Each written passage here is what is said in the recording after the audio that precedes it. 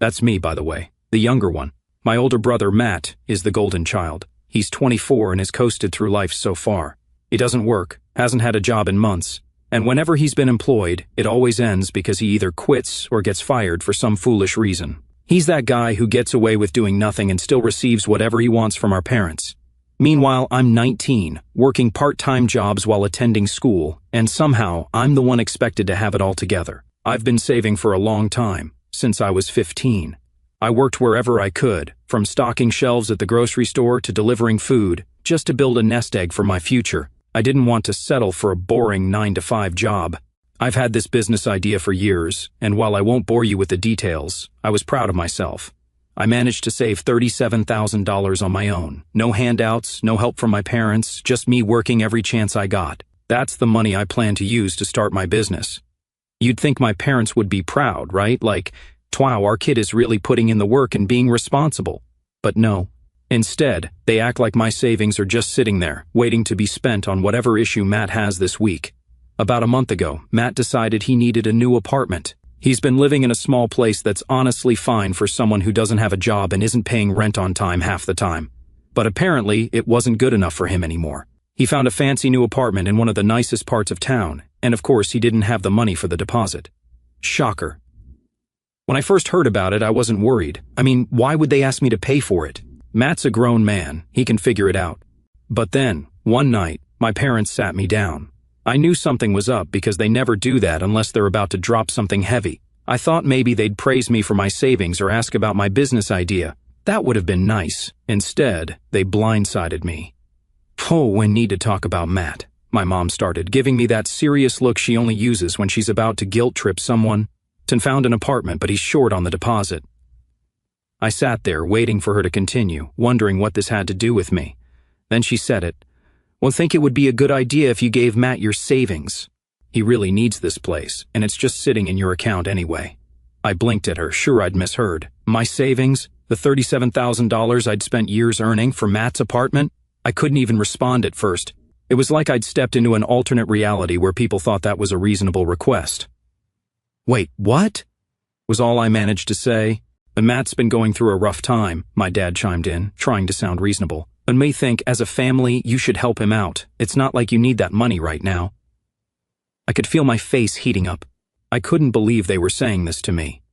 So, you want me to give him my savings? The money I've been saving for my business? Yes, my mom said, as if it were obvious. When you're family, you should be willing to help. My mind raced.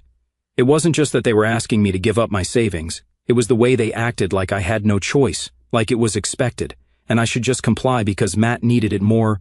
Then my dad dropped the real bomb. Well, if you're not willing to help your brother, then maybe you should start looking for another place to live. I swear my heart stopped. They were threatening to kick me out over Matt's apartment, over money I'd earned. I was in shock. How could they think that was okay? I worked for every cent of that $37,000. I had plans. It wasn't just sitting there for fun, it was the start of my future, my way out of depending on anyone else. They must have noticed my silence because my mom started again, saying something about family coming first and how Matt would do the same for me. Spoiler alert, Matt has never done anything for me, ever. He's never even offered to help around the house, let alone financially. But somehow, I'm supposed to hand over my future for him. I told them I needed time to think, which was just a way to stall. There was no way I was giving them that money, but I didn't know what to do. They were threatening to kick me out, and I didn't have a backup plan. I couldn't afford to live on my own yet, not while starting a business. So I spent the next few days trying to figure things out. Meanwhile, my parents acted like I was a villain for not immediately handing over my savings. My dad made passive-aggressive comments like, "Must be nice to have money and not worry about your family," while my mom gave me the cold shoulder. Matt? He didn't say a word to me, probably didn't care, as long as he got his apartment. Things kept getting worse.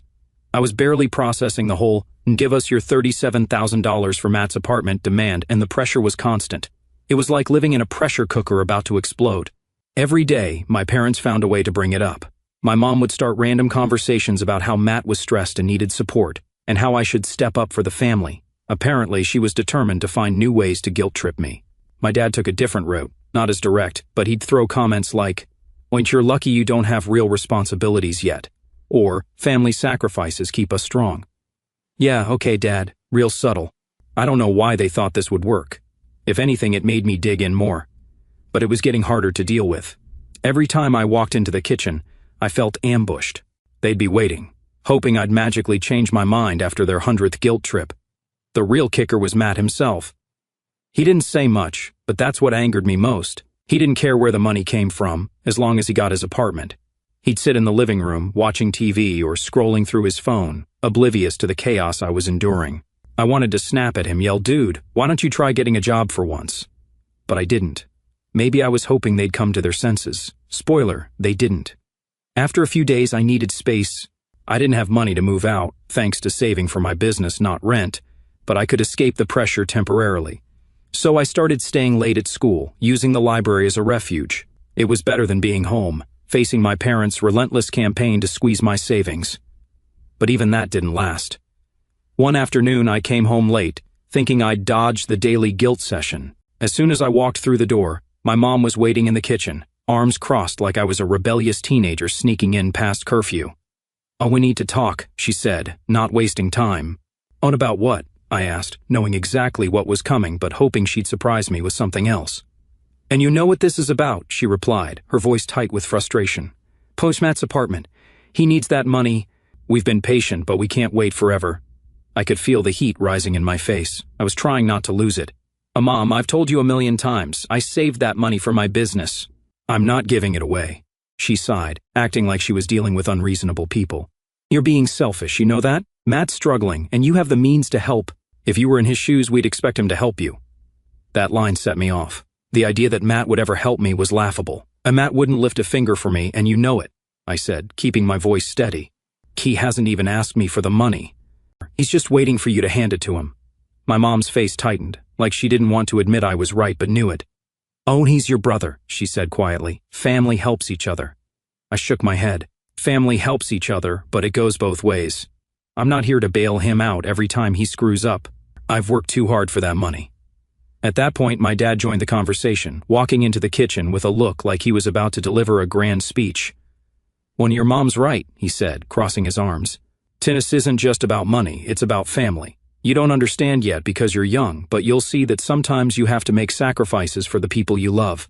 I couldn't believe my ears. They were acting like I was heartless for not wanting to throw away years of work so Matt could live in a nicer place. "And what about me?" I shot back. "Doesn't my future matter? I'm not sitting on this money for fun. I saved it for a reason, for my business." "Once you can always save more money later," my dad said, shrugging like it was no big deal. "But Matt needs this apartment now." It was like talking to a brick wall. No matter what I said, they kept returning to the same point. Matt needed the money, so I should give it up. It didn't matter what I'd planned or how hard I'd worked. None of that mattered to them. The worst part? They didn't care about Matt's responsibility in this. They weren't pushing him to find a job or figure things out. Nope, it was all on me to fix his problems. Just like always, whenever Matt screwed up, I had to make up for it. I knew arguing wouldn't change their minds. They'd decided long ago, probably before that first sit-down, that my savings were Matt's. The pressure wouldn't stop until I gave in or left. Honestly, leaving was starting to look like my only option. But it wasn't simple. I didn't have a backup plan or enough money to cover rent and keep my savings intact. My friends didn't have spare rooms. I felt trapped. Either I gave them the money and sacrificed my future, or I stood my ground and risked being kicked out with nowhere to go. The worst part? My parents didn't care about fairness or my future, just making sure Matt was taken care of, no matter what it cost me. After a week of constant pressure, I hit my limit. I couldn't take the guilt-tripping, the passive-aggressive comments, or feeling like the bad guy no matter what I did. The worst wasn't what they said. It was that they truly believed Matt was entitled to my money, like it was his birthright just because he needed an apartment. I was exhausted, hiding out at school or working part-time to avoid home. But I couldn't disappear completely. They always cornered me, looping back to how I needed to step up for Matt. One evening I decided I was done. I wasn't giving Matt my savings, and if that meant leaving, so be it. I'd rather be on the street than give up what I'd worked for. I knew it wouldn't be easy, but I couldn't keep living like this. I had to take a stand. When I got home that night, my parents were waiting in the living room, their faces set like they'd planned this all day. The tension was palpable before I even sat down. "Have you made a decision yet?" my dad asked, skipping small talk. I knew he meant, "Have you given in?" "Oh, yeah, I've made my decision," I said, keeping my voice calm, "and not giving Matt my savings." The silence was thick, like the air had been sucked out. My dad stared, jaw tight, while my mom looked like she was about to cry. "Are you serious?" my mom finally said, her voice shaking. "After everything we've done for you, this is how you repay us?" Here we go, the guilt-tripping Olympics. "Mom, I've told you 1,000 times that money is for my business. I've been saving it for years. I'm not handing it over because Matt doesn't feel like working." My dad leaned forward, eyes narrowing. "It's not about Matt not working, it's about family. Right now your brother needs help. We've given you everything, and all we're asking is this one thing." I almost laughed. You're asking me to give up everything I've saved. It's not a small favor. You're asking me to throw away my future so Matt can get an apartment he hasn't worked for." "Matt's been going through a tough time," my mom said, wiping her eyes. "Oh, and he needs this." "You have no idea what it's like to struggle the way he has." "Hey, Mom, are you serious?" I replied. "I've been working my ass off since I was 15, saving every cent for this business. You're acting like I haven't been struggling too." "When, son, we've helped you plenty," my dad cut in. "When gave you a roof over your head, supported you through school." "Supported me," I snapped. "I've been paying for everything myself." "You haven't given me a dime for school, and you know it." I could feel the anger building. I wasn't usually the type to yell, but I was tired of this. Every time I defended myself, they twisted it, making me the unreasonable one. "Look, I'm not doing this," I said, standing up. "If you want to kick me out because I won't give Matt my savings, then fine, I'll leave. But I'm not giving him a single cent." My mom gasped, like I'd announced I was disowning the family. "Oh, you'd really leave your family over money?" "Oh, no, Mom, you're the ones kicking me out," I shot back. "You're making this about money, not me." For a moment I thought they might get it, realize how messed up this was and back off. But no, my dad stood, crossing his arms. "If you're not willing to help your brother," he said, "then you're not welcome in this house." There it was, the ultimatum. I felt a mix of anger and relief, anger that they'd go through with this, but relief that the waiting was over. I knew where I stood. "Fine," I said, my voice flat, "and I'll be out by the end of the week." My mom burst into tears, and my dad stood there, looking like he'd won a moral victory. Matt, of course, wasn't even home, probably out with friends, doing whatever he did. I turned and walked to my room, my head spinning. I knew I was doing the right thing, but that didn't make it less terrifying. I didn't have a solid plan or know where I'd go, but I wasn't letting them bully me into giving up my savings. That money was my future, and I wouldn't let them take it just because Matt was too lazy to get his life together. The next few days were tense. My parents barely spoke to me, and when they did, it was to pile on more guilt. My mom sat at the kitchen table, sniffling and wiping her eyes, like I'd broken her heart. My dad muttered about how ungrateful I was, how I was tearing the family apart. But I stayed firm. I quietly packed my stuff, moving things to a friend's place bit by bit. I didn't want a big scene, but I had to be ready to leave. Part of me hoped they'd come to their senses, realize what they were asking wasn't fair. But each day made it clearer. They weren't budging. They'd chosen Matt over me, and there was no changing their minds. The night before I was supposed to leave, my mom tried one last time to guilt me into staying. She came to my room, eyes red from crying, and sat on my bed. "Please don't do this," she said softly. "You don't have to leave. We can work something out." I shook my head. "Oh, Mom, I'm not giving Matt my savings. That's the only way I'm staying, right?" She didn't say anything for a long time, just stared at the floor. Finally, she got up and walked out without a word. And that was it. The next day, I packed the last of my things and left. Leaving felt unreal, like stepping out of one life into another. I had my backpack over one shoulder, duffel bag in hand, heart pounding. My mom didn't say anything as I walked out. She was in the kitchen, staring at the table. My dad was nowhere to be seen. I guess that was their way of showing they didn't care if I stayed or left. Outside, I felt a strange mix of freedom and panic. I hadn't thought much past leaving. I had some stuff at a friend's place and planned to crash there temporarily, but the reality hit hard. I was basically homeless. I showed up at my buddy's place later that day. He was one of the few I'd told about the situation, and he was cool with me staying on his couch for a bit. We sat down that night, and I spilled everything, from my parents demanding my savings to the final blow of them kicking me out. "Dude, that's messed up," he said, shaking his head. "I don't get why they'd expect you to hand over everything like that." I shrugged, still trying to process it. It's always been like that with Matt. He screws up, and somehow it's my problem to fix. This time they just took it to a new level. We talked for hours, mostly about how I'd handle things moving forward. He offered to let me stay as long as I needed, but I didn't want to overstay. I appreciated it, but I knew I couldn't live on his couch forever. The next few days were a blur of figuring out my next move.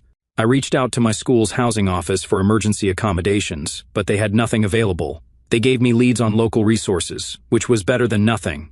I started looking for cheap apartments near campus, but most were way out of my price range, even with my savings intact.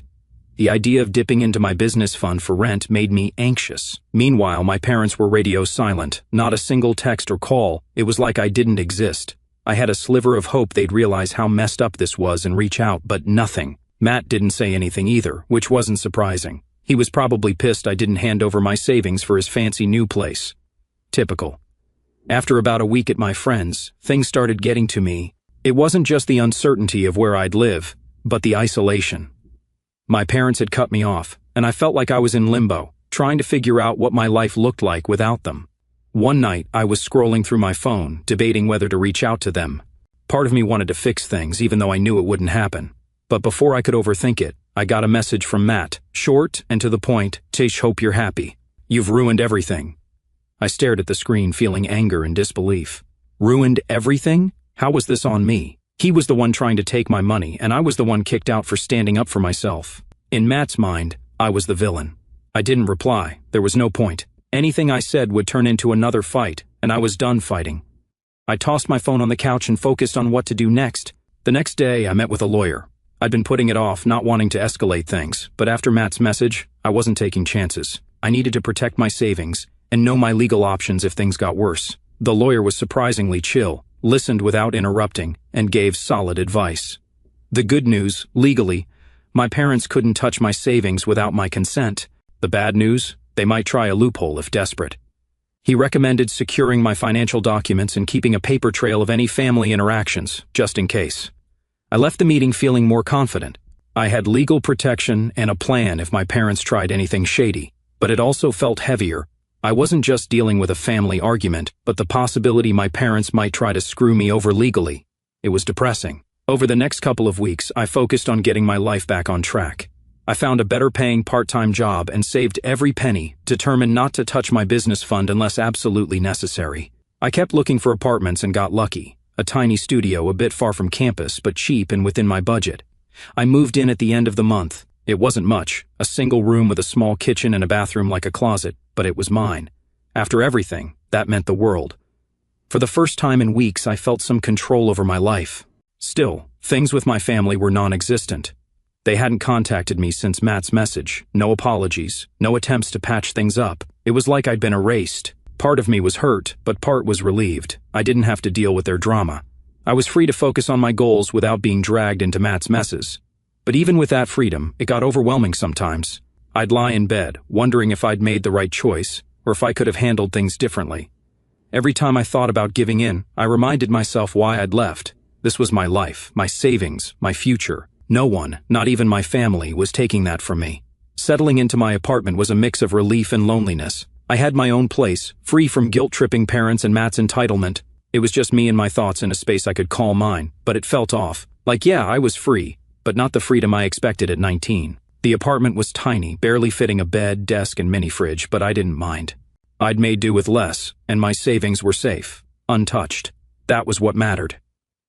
The first few weeks were about adjusting. I threw myself into work and school, keeping my head down. I picked up extra shifts at my new job to cover rent and expenses, without touching my business savings. It wasn't easy, but it felt good knowing every penny went towards something mine. My business dream wasn't dead. Not by a long shot, but the past kept creeping in. I'd wonder if my parents would reach out, apologize, or if Matt would grow up and see how much of a jerk he'd been. Part of me wanted closure, even though I knew it wasn't likely. One night I got a text from an unknown number. At first I thought it was spam, but it was my dad. He'd changed his number, probably so I couldn't ignore him. The message was clear. We need to talk. It's time to move past this. I stared at it for hours, debating whether to respond. I hadn't heard from them in weeks, and now they wanted to move past everything, just like that. It didn't sit right. I wasn't ready to pretend everything was fine, especially without any remorse from them. So, I didn't reply. I wasn't getting dragged back into their mess just because they decided they were ready to talk. A couple of days later, Matt texted, shorter, "Son, we need to fix this." Fix what? There was nothing to fix on my side. He hadn't reached out since I left. No apology, no acknowledgement of their unfairness. He probably just wanted to guilt me into feeling bad. I was done with that game and didn't reply. That's when I realized I was done waiting for them. I didn't owe them a conversation, forgiveness, or my savings. For the first time in a long time, I felt in control. It wasn't perfect, and I still had moments of doubt, but I knew I'd made the right call. They could reach out all they wanted, but unless they took responsibility, I wasn't interested. Life moved on. I dove into my business plans whenever I had time, researching, networking online, and figuring out how to make it work. It was slow, but it was progress. I wasn't stuck in that toxic cycle with my family, constantly fearing betrayal or manipulation. Just when I thought I was moving forward, I got a curveball. A few weeks after the texts, an old family friend called. We hadn't talked in ages, so it was odd seeing their name. They sounded hesitant, like they didn't want to share why they'd called. One you should know, your parents have been telling people things about why you left. It's not good. A pit formed in my stomach. What do you mean? I asked, bracing myself. And they're saying you abandoned the family, they continued. And you refused to help Matt when he was struggling and left because you didn't want to be part of the family anymore. They're making it sound like you ditched them for no reason. Of course. Classic. They couldn't accept they'd driven me away with their ridiculous demands, so they made me the villain. It pissed me off, but it wasn't surprising.